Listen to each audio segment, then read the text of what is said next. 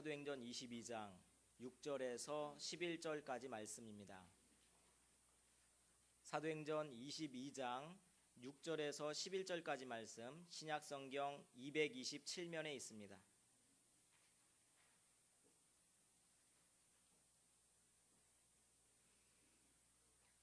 한 절씩 교독하시겠습니다. 가는 중 다메섹에 가까이 갔을 때에 오정쯤 되어 호련히 하늘로부터 큰 빛이 나를 둘러 비치매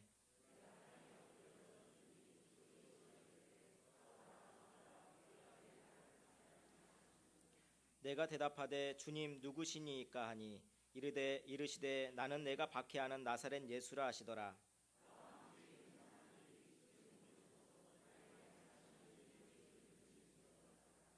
내가 이르되 주님 무엇을 하리이까? 주께서 이르시되 일어나 다메섹으로 들어가라. 내가 해야 할 모든 것을 거기서 누가 이르리라 하시거늘.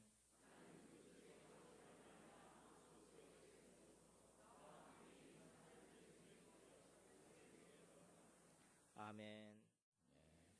오늘 하나님 앞에 나온 여러분 모두에게 하나님의 크신 은총이 가득하여서 이제 12월 첫째 주일인데 한 달 동안 올해 마무리를 멋지게 잘 할 수 있는 은혜가 여러분들 가운데 넘치시기를 주님의 이름으로 축원합니다. 우리는 쉴 새 없이 우리 자신에게 묻습니다. 이 물건을 살까 말까? 이 사람을 만날까 말까? 지금 내가 화를 낼까 참을까? 그런데 많은 질문들이 있지만 우리 인생에서 가장 중요한 두 가지 질문이 있습니다. 이 두 가지 질문을 자기 인생에서 계속 반복해서 한 사람과 이 질문을 안 하고 사는 사람은 인생의 가치가 달라집니다. 오늘 우리는 바울의 간증에서 이 가장 중요한 두 가지 질문을 발견하게 됩니다. 바울이 회심 전에 사울이라는 이름으로 성경에 나올 때에 예수 믿는 사람들을 잡으려고 다메섹을 향해서 갑니다. 전부 다 체포하려고. 그런데 다메섹에 거의 도착했을 때 하늘에서 강한 빛이 내려쬐이고 큰 음성이 들렸습니다. 오늘 7절 말씀해 보니까 어떤 음성이 들렸습니까? 사울아 사울아 내가 왜 나를 박해하느냐, 그런 음성이 들려온 거예요. 사울이 그 자리에서 쓰러져 있습니다. 그러면서 정신을 차리고 묻습니다. 주님 누구시니까? 주님 누구시니까? 나에게 말씀하시는 그 당신은 어떤 분이십니까? 묻습니다. 그리고 그 대답을 듣고 나서 다시 그분에게 묻습니다. 주님 그러면 제가 무엇을 하리이까? 제가 무엇을 해야 되겠습니까? 이 두 가지 질문을 합니다. 주님 누구십니까? 우리 신앙의 대상에 대한 질문입니다. 그리고 제가 무엇을 하리이까? 내 사명에 관한 질문입니다. 이 두 가지 질문이 우리 인생에서 가장 중요한 질문인데 이 질문의 의미가 무엇인지, 어떻게 우리는 우리에게 이것을 물어야 하는지를 오늘 생각해 보고자 합니다. 첫째, 주님 누구시니까 하는 질문이 있어요. 따라합시다. 주님 누구시니까? 오늘 본문 8절 말씀해 보니까 주님 누구시니까 묻습니다. 그러자 하늘에서 분명한 음성이 들려옵니다. 나는 내가 박해하는 나사렛 예수라. 그 대답을 듣자 사울은 깜짝 놀랐습니다. 분명히 하나님이라는 존재가 자기에게 나타난 것 같은데, 그런데 지금까지 자기는 사기꾼으로 알고 있었던 그 나사렛 예수라는 분이 하나님이라는 것을 이제 깨닫게 된 겁니다. 너무 놀라서 자기 힘으로 일어설 수조차 없었습니다. 온몸에 맥이 풀리고 무엇을 해야 될지도 모릅니다. 11절에 보면 다른 사람이 부축을 받아야 될 정도가 되었습니다. 그는 자기 주관이 뚜렷했던 사람입니다. 기세등등했습니다. 자신이 있었습니다. 내가 가는 이 길이 맞는 길이요, 이 길이 하나님 기뻐하시는 길이요, 다메섹으로 가서 저 사람 전부 다 잡아오는 거, 그게 주님의 뜻이요, 그렇게 생각하고 갑니다. 그런데 그게 잘못된 것이라는 것을 깨닫습니다. 예수님을 핍박하는 것, 그 제자들을 전부 다 감옥에 집어넣는 것, 그 잔당들을 소탕하는 것, 이것이 옳은 일이라고 생각했는데 그것이 옳은 일이 아니었다는 것을 발견합니다. 그러면서 그는 그 자리에서 고꾸라지는 것입니다. 그러면서 자기가 무엇을 해야 될지도 이제는 모르겠어요. 여러분, 이 장면에서 무엇을 느끼십니까? 사람이요, 나 자신을 잘 안다 그러지만 잘 아는 게 아니에요. 내가 하나님을 모르면 진정한 나를 알 수가 없는 것입니다. 그래서 하나님을 제대로 알아야 그 피조물인 나를 제대로 알 수가 있습니다. 그리고 자기가 누구인가를 모르면은 내가 해야 할 일이 무엇인지도 모르는 겁니다. 그래서 바울처럼 자꾸 엉뚱한 길로 가는 거예요. 사울은 다메섹 도상에서 거꾸러진 다음에야 주님 누구시니까 이런 질문을 합니다. 그전에는 잘난 사람이었습니다. 사울은 율법사였습니다. 가말리엘 문화였습니다. 대제사장의 신임도 받고 있었습니다. 자기를 따르는 사람들도 있었습니다. 그 사람들 데리고 지금 많은 사람들 체포하러 가는 겁니다. 이제 이 예수의 잔당들 없애는 게 하나님께 충성하는 길이라는 자기 확신이 있었어요. 이 길이 맞는 길, 이 길을 가는 게 옳은 길이요, 이런 확신이 가득했습니다. 그런데 예수님을 만나고 나서 그 확신이 깨져버렸어요. 아, 이게 아니구나. 내가 생각을 잘못해도 보통 잘못한 게 아니구나. 완전히 잘못했구나. 율법을 준수해야 구원을 받을 수 있다. 율법을 그대로 다 지키는 것이 하나님을 바로 섬기는 것이라는 확신도 모두 다 사라져버렸습니다. 예수님은 하나님의 아들이 아니라 사기꾼이라고 생각했는데, 그런데 그 생각도 깨어져 버립니다. 그러면서 내가 이 길이 옳은 길이라고 확신하고 갔는데 이게 틀린 길이었어요. 그러면서 그냥 이 멘붕 상태가 오는 겁니다. 지금 어떻게 해야 되는지, 내가 어떤 길로 어떻게 가야 되는지, 내 인생의 방향을 어떻게 설정해야 되는지 도무지 알 수가 없어서 묻습니다. 주님, 무엇을 하리이까? 내가 어떻게 살아야 되겠습니까? 그것을 묻고 있는 것입니다. 이 질문이 우리에게 있어야 돼요. 모세도 마찬가지입니다. 모세가 애굽에서요 40년 동안 그 애굽의 모든 학문을 다 배웠어요. 궁궐에서. 공주의 아들입니다. 이제 왕위를 계승할 거의 1번 타자입니다. 1순위입니다. 가만히 앉아 있으면 왕위를 계승할 수가 있습니다. 그런데 그런 그가 왜 동족 히브리 민족을 돕다가 애굽 사람을 쳐서 죽이는 그런 실수를 저질렀습니까? 자기 정체성이 분명했기 때문에. 나는 왕궁에서 살지만 비록 바로 공주의 딸의 아들로서 살아가지만 그러나 나는 애굽 사람이 아니라 나는 히브리 사람이다. 이런 자기 정체성이 분명했어요. 어렸을 적부터 자기 친어머니로부터 교육받은 게 있었거든요. 나는 애굽에 있는 이 수없이 많은 신들을 섬기는 사람이 아니다. 나는 살아계신 하나님 여호와 그 하나님을 경외하는 사람이다. 이런 자기 정체성이 분명히 있었습니다. 그래서 모세가 자기가 누구인지를 알았다는 거예요. 그래서 자기가 서야 할 자리는 애굽의 왕좌가 아니라 고통받는 자기 백성들을 위해서 일해야 된다. 이런 생각 때문에 부귀와 영화도 버렸던 겁니다. 그런데 애굽 사람을 실수로 죽이고 나서 그 일이 탄로가 나자 지명수배가 되는 거예요. 그래가지고 멀리 도망을 가버리고 말았습니다. 어디로 갔느냐? 미디안 광야로 도망갔습니다. 뭐 이런 식으로 하면 사막 같은 데로 갔어요. 그 넓은 사막에 숨어서 삽니다. 거기서 양치며 삽니다. 40년 동안 숨어 지내다가 어느 날 그를 찾아오신 하나님을 만나게 됩니다. 여러분, 우리가 하나님 만나는 건요, 내가 노력해서 만나는 게 아니에요. 내가 하나님 찾아가서 만나는 게 아니에요. 하나님이 자기를 보여주시고 계시해 주시고 우리에게 만나주시지 않으면 우리 하나님 만날 수가 없습니다. 즉 우리가 하나님 만났다, 우리가 하나님 믿게 되었다, 이거는요 하나님의 은총이에요. 하나님이 우리를 만나주신 것입니다.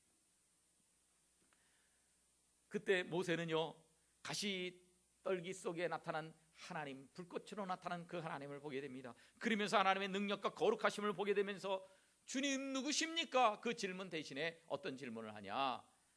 당신의 이름을 무엇이라고 불러야 되겠습니까? 그렇게 묻습니다. 그러자 하나님이 뭐라고 대답하셨어요? 나는 스스로 있는 자니라. 너는 가서 애굽으로 돌아가서 고통받는 내 백성들을 구출해라. 그렇게 명령하십니다. 여러분, 모세는 어렸을 적부터 엄마 교육을 받고 나는 히브리 민족이다 알고 있었어요. 하나님 섬겨야 된다 알고 있었습니다. 그러나 오랫동안 하나님을 알고 있었지만 진짜 하나님을 알게 된 것은 바로 가시떨기 나무 아래 그 앞에서 처음으로 하나님을 재발견하게 된 것입니다. 진정한 하나님을 그때 제대로 만난 것입니다. 하나님을 재발견합니다. 그리고는 명령을 받아서 애굽으로 돌아옵니다. 40년 전에 지명수배를 받고 도망갔던 사람이지만 이제는 사명을 받고 돌아옵니다. 그래서 10가지 재앙을 드리죠. 그래서 이스라엘 백성들을 해방시키게 됩니다.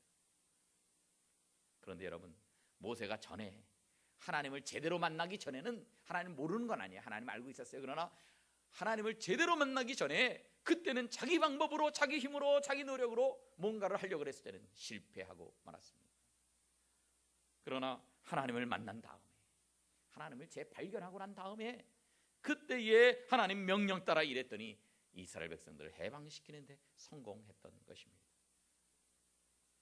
그래서요, 우리가 뭔가 하려고 하는 거, 내가 어떤 일을 이루어야 되겠다, 비록 좋은 목적을 가지고 한다고 할지라도 그 이전에 우리가 하나님을 제대로 만나는 게 있어야 합니다. 그거 없이는 실패합니다. 그거 없이는 인간의 생각으로 일하는 것입니다. 하나님과 만나는 사람, 그런 사람이 내가 어떤 사람인가를 깨닫게 됩니다. 내가 무엇을 하리까 내 사명을 발견하게 되는 것입니다. 그거 안 하는 사람은 헛된 일에만 힘씁니다. 열심히 하는데 헛된 일만 쫓아다니면서 헛된 세월을 보내게 되는 것입니다. 그래서 우리는 하나님을 제대로 만나야 돼요. 하나님을 바로 알아야 합니다. 따라하겠습니다. 하나님을 바로 합시다. 옆에 있는 분들과 그렇게 인사하겠습니다. 하나님을 바로 합시다. 하나님을 바로 알아야 돼요. 이사야도 마찬가지입니다. 이사야가 자기 나라 우시야 왕이 죽었습니다. 이스라엘도 그때 남쪽 북쪽으로 나눠져 있었는데 왕이 갑자기 죽으니 그 나라의 위기가 찾아온 것입니다. 그래서 성전에 올라가서 기도를 하고 있었습니다. 그런데 그의 눈앞에 천사들이 나타나고 하나님이 보입니다. 성전에 그 하나님의 영광이 가득한 것을 보게 됩니다. 높은 보좌에 앉으신 하나님의 모습, 너무나도 거룩하신 하나님, 감히 접근할 수 없는 영광 가운데 계신 그 하나님을 바라보게 됩니다. 그러면서 그 하나님의 영광 앞에서 극심한 두려움을 느끼고 그 앞에 엎드러져서 이사야서 6장 5절에서 뭐라고 말합니까? 화로다 나여 망하게 되었도다. 하나님 만난 게 나에게 아주 망할 일이다. 왜냐? 나는 입술이 부정한 사람이다. 나는 더러운 사람이다. 그러면서 이 거룩하신 만군의 하나님을 비웠으니 이제 나는 죽는다. 그렇게 말한 겁니다. 여러분, 이사야는 자기가 부정한 사람이라고 하는 것을 그전에는 제대로 인식하지 못했어요. 이사야서 6장 2절을 보십시오. 전부 다 이스라엘 백성들이, 더러운 백성들, 이 죄악을 범하는 이것들 심판받아야 돼. 심판받아야 돼. 또 이방 백성들 전부 다 심판받아야 돼. 이 나라 저 나라 다 심판받아야 돼. 그 얘기만 했었어요. 자기에 관해서는 언급이 없어요. 전부 다 죄를 지적하며 자기 자신의 상황은 몰랐어요. 자기 자신의 상태를 몰랐어요. 그런데 하나님을 제대로 만나자. 그때서 내가 부정한 사람이다. 내 입술이 부정한 사람이다. 내가 죄인이다. 이것을 발견하게 된 겁니다. 그렇습니다. 하나님을 재발견하면 자기 자신의 재발견으로 이어집니다. 따라합시다. 하나님을 재발견하면 나를 재발견한다. 내가 죄인이라는 것을 깨닫습니다. 그러더니 천사가 숯불을 들고 와가지고 그걸 지져주면서 모든 죄가 사함을 받았다고 얘기해 줍니다. 그때 8절에 보니까 보좌로부터 하나님의 음성이 들려왔습니다. 같이 읽어볼까요? 8절 시작. 내가 또 주의 목소리를 들으니 주께서 이르시되 내가 누구를 보내며 누가 우리를 위하여 갈꼬 하시니 그때에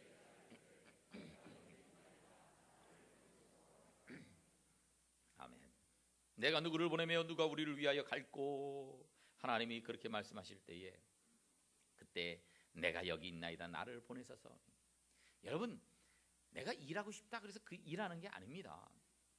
먼저 하나님을 만나고 나를 발견한 다음에 그 다음에 내 사명을 발견하는 거예요. 이사야도 이 순서를 그대로 이행합니다. 하나님 먼저 만난 다음에 자기의 사명을 그 후에 발견합니다. 그날부터 이사야가 달라졌습니다. 백성들을 향하여서 외치는 메시지가 달라졌습니다. 이제 천지를 주관하시는 하나님이 살아계시니 너희들은 희망을 가지라고 외치는 선지자가 되었습니다. 전에는 예수님에 관한 예언을 하지 않았는데 하나님을 만나고 나서는 하나님께서 외아들을 보내신다고 하는 이 메시아에 관한 예언을 소상하게 전하게 됩니다. 그래서 그 예수님이 동정녀를 통해서 이 땅에 오실 것이라고 하는 예언을 비롯해 여러 예언들을 이사야서에 기록하고 있습니다. 여러분, 이사야는요, 이사야서 6장 이전에도 하나님을 모르는 사람이 아니었습니다. 하나님을 알기는 알았습니다. 하나님의 말씀을 전하는 사람이었습니다. 그럼에도 불구하고 이사야는 피상적인 신앙을 갖고 있습니다. 하나님을 알기는 알았지만 수박 껍데기 정도 핥는 정도로 알았습니다. 제대로 하나님을 몰랐습니다. 모르는 건 아니지만 제대로 알지를 못했어요. 그런데 성전에 올라갔다가 하나님을 재발견한 다음에 참된 회개가 그에게 찾아옵니다. 참된 회개를 하고 난 다음에 참된 자기의 사명을 발견하게 된 것입니다. 여러분, 그렇습니다. 사람이요, 하나님을 발견하면 자기를 발견하게 돼요. 그리고 자기가 누구인지를 알게 되면 자기가 해야 할 일이 뭔가, 사명이 무엇인가, 그것도 발견하게 된다는 겁니다. 반대로 하나님을 재발견하지 못하면 아무리 일을 열심히 하기는 하는데 하나님 뜻대로 하는 게 아니에요. 내 뜻대로 하는 거예요. 그러니까 열심히 해도 소경이 칼을 막 열심히 휘둘면 아무나 다치게. 열심히 하기는 하는데 주님 말씀하신 대로 가시채를 뒷발질하기가 내게 고생이니라. 그런 엉뚱한 일들을 한다는 겁니다. 열심히 하는데 헛짓을 한다는 거예요. 바울이 그러지 않았습니까? 자기는 제 딴에는 하나님을 위해서 저 예수 믿는 사람을 다 잡아 죽여야 되겠다. 하나님을 위해서 한 겁니다. 자기는 그게 하나님을 위한 길이라고 생각하고 했던 겁니다. 그런데 알고 봤더니 그게 엉뚱한 열심이고 잘못된 열심이고 반역의 열심이 오히려 하나님을 거역하는 일이었고 예수님을, 하나님을 핍박하는 일이었습니다. 그래서 사람이 제일 먼저 해야 될 일은 열심히 일한 것보다도 먼저 하나님을 재발견하는 일입니다. 하나님을 제대로 발견해야 돼요. 그래서 주님은 우리에게 찾아오십니다. 미디안 광야에 있었던 모세에게 찾아오신 것처럼, 다메섹 도상의 바울에게 주님께서 찾아오신 것처럼 우리들을 부르시고 우리들을 찾아오십니다. 여러분, 우리가 예수님 믿게 된 게요, 예수님 믿게 된 게 다 하나님 은혜예요. 하나님이 우리를 찾아와 주셨기 때문에 우리가 예수님 믿는 거지, 내가 예수님을 선택해서 믿는 게 아니에요. 이제 하나님이 우리에게 찾아오셨을 때 우리는 이 바울이 말했던 것 같은 똑같은 과정을 거쳐야 합니다. 먼저 주님 누구십니까? 하는 질문을 던져야 합니다. 하나님이 과연 어떤 분이신지, 나를 만나주신 하나님, 나를 불러주신 하나님, 나를 여기 와서 이 말씀을 듣게 하시는 하나님은 대체 누구신지, 어떤 분이신지, 그것에 관해서 진지한 질문을 던져야 합니다. 하나님이 어떤 분이신지를 제대로 알지 못하면 우리 신앙은 모래 위에 세운 집일 뿐입니다. 제대로 물어야 됩니다. 하나님께 물어야 됩니다.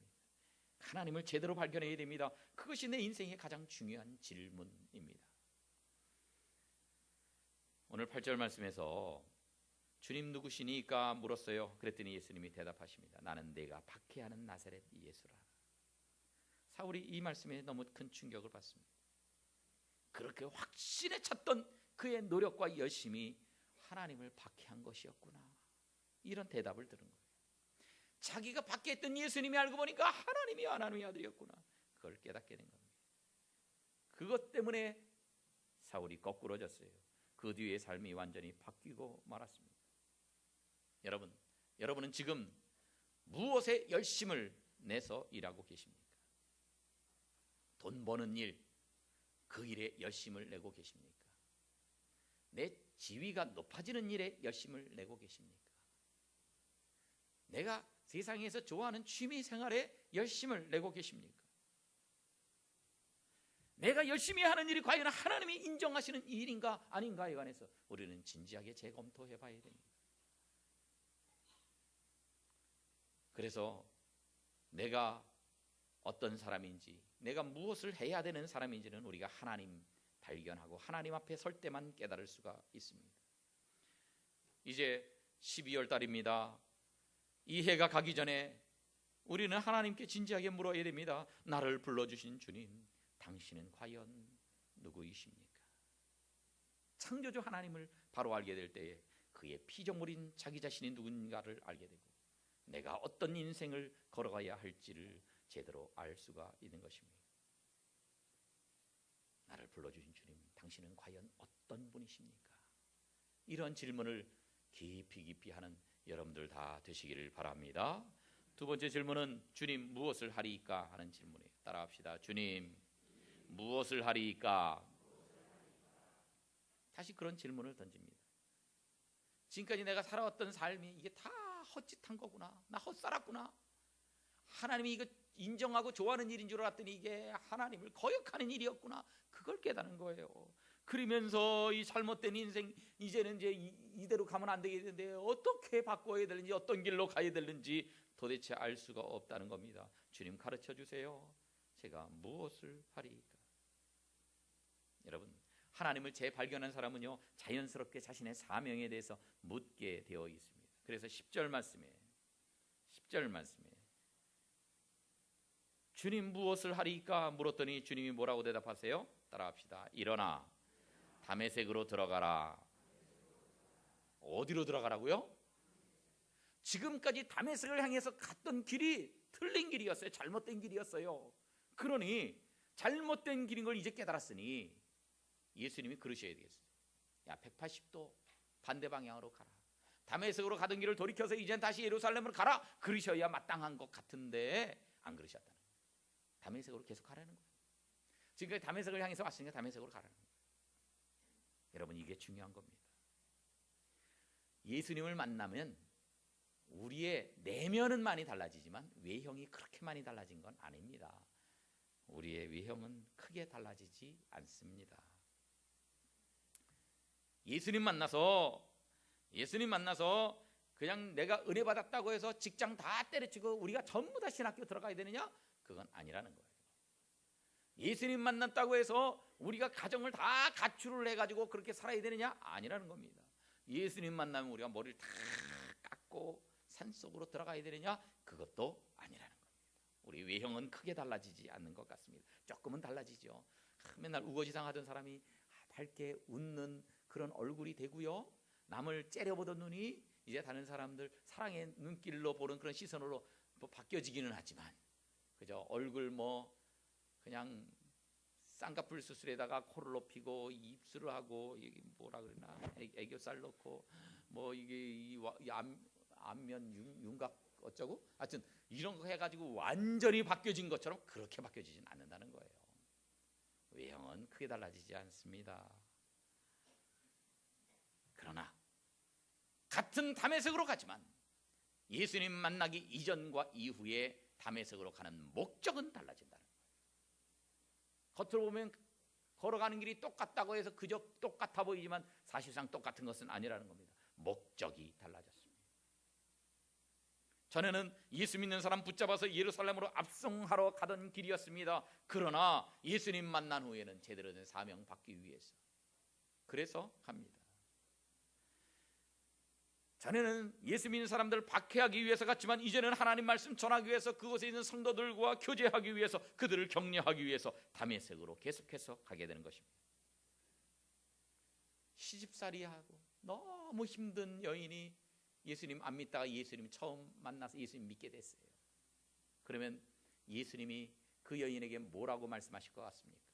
야, 너 이제는 네 시집에 가서 불사질러라 그러시겠습니까? 야, 네 새끼들 다 버리고 너 거기서 가출해버려라 그러시겠습니까? 그렇지 않습니다. 다시 돌아가는 거예요. 돌아가도 그전과는 그곳에서 사는 목적이 달라져요. 목적. 사마리아 수가성에 있는 여인이 있었습니다. 이 여인이 예수님 만났을 때나 안 만났을 때나 물을 길어서 자기 동네로 들어가는 건 똑같았어요. 똑같이 자기 동네로 들어갔습니다. 그러나 예수님 만나기 이전에 물 깊고 동네로 들어가는 길이나 예수님 믿고 나서도 역시 자기 동네로 들어갔는데 그 목적이 달라졌다는 거예요. 겉으로 보면 똑같지만 속에 목적이 달라졌어요. 여러분, 우리가 예수님 만나면 겉으로 볼 때 우리는 비슷합니다. 우리 가정으로 또 가고 우리 직장으로 가고 그냥 외형은 거기서 거기 갔습니다. 그러나 우리가 우리 가정으로 가는 목적이 다르고 직장으로 가는 목적이 달라져야 돼요. 예수님 믿는다고 환경이 확 달라지는 건 아닙니다. 환경이 달라진 것은 없어도 오늘부터 내 목적은 바뀌어야 합니다. 따라합시다. 환경이 달라지지 않아도 목적은 바뀌어야 합니다. 그렇습니다. 예수님 만나기 이전에 옛날 친구들, 그 친구들 예수 믿으면 안 만나야 하는가? 아닙니다. 만났어요. 그러나 목적이 달라져야 돼요. 옛날엔 같이 즐기기 위해서 만났지만 이제는 그들을 구원하기 위한 목적을 가지고 만나야 합니다. 왜 나를 박해하는 남편과 계속 같이 지내야 하는가? 그를 주님의 말씀으로 인도하기 위해서 우리는 우리의 가정으로 다시 돌아가야 하는 것입니다. 사랑하는 성도 여러분, 우리 인생의 이 두 가지 중요한 질문을 계속해서 자기에게 던지지 않는 사람, 또 하나님께 이런 질문을 하지 않는 사람은 인생이 변화되지 않습니다. 인생의 가치가 없어집니다. 주님은 과연 누구이십니까? 주님, 내가 주님을 위해서 무엇을 해야 되겠습니까? 이 두 가지 질문, 가장 인생에서 가장 중요한 이 질문으로 말미암아 여러분 인생이 바뀌고 삶의 목적이 바뀌고 그리고 여러분이 하나님 앞에 귀하게 쓰임받는 놀라운 변화가 있어지시기를 주님의 이름으로 축원합니다.